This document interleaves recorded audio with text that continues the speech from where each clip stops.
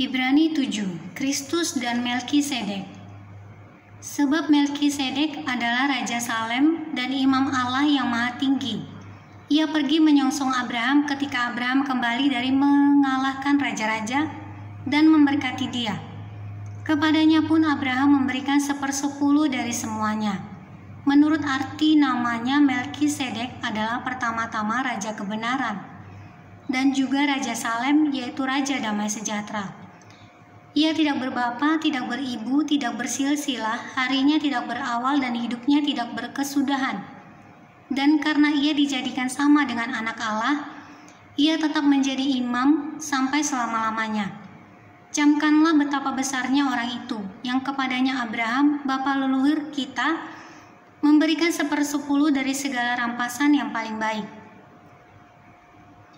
Dan mereka dari anak-anak Lewi yang menerima jabatan imam, mendapat tugas menurut hukum Taurat untuk memungut persepuluhan dari umat Israel, yaitu dari saudara-saudara mereka. Sekalipun mereka ini juga adalah keturunan Abraham, tetapi Melkisedek yang bukan keturunan mereka memungut persepuluhan dari Abraham dan memberkati dia, walaupun ia adalah pemilik janji. Memang tidak dapat disangkal bahwa yang lebih rendah diberkati oleh yang lebih tinggi. Dan di sini manusia-manusia fana menerima persepuluhan, dan di sana ia, yang tentang dia diberi kesaksian bahwa ia hidup, maka dapatlah dikatakan bahwa dengan perantaraan Abraham, dipungut juga persepuluhan dari Lewi, yang berhak menerima persepuluhan.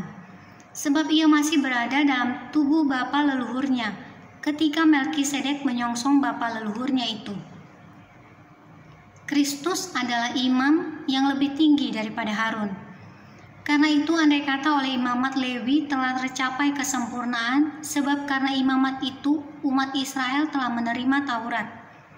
Apakah sebabnya masih perlu seorang lain ditetapkan menjadi imam besar menurut peraturan Melkisedek, dan yang tentang dia tidak dikatakan menurut peraturan Harun?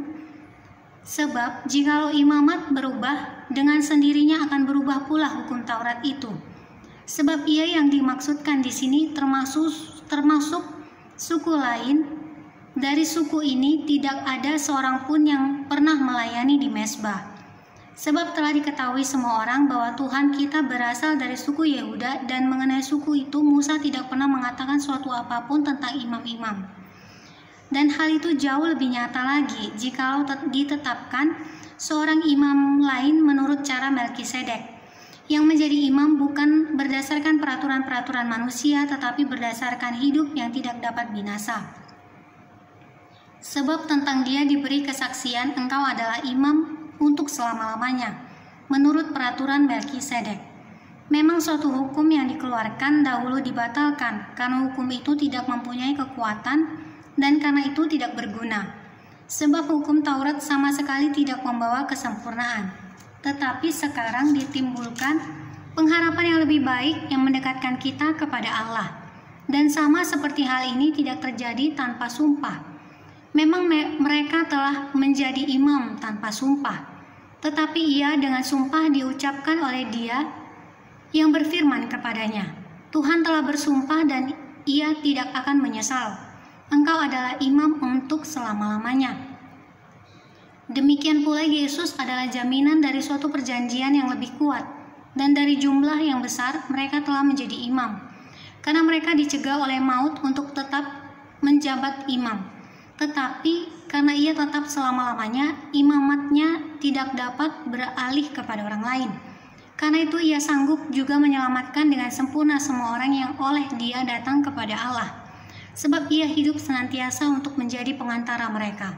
Sebab imam besar yang demikianlah yang kita perlukan, yaitu yang saleh, tanpa salah, tanpa noda, yang terpisah dari orang-orang berdosa, dan lebih tinggi daripada tingkat-tingkat sorga, yang tidak seperti imam-imam besar lain, yang setiap hari harus mempersembahkan korban untuk dosanya sendiri, dan sesudah itu barulah untuk dosa umatnya.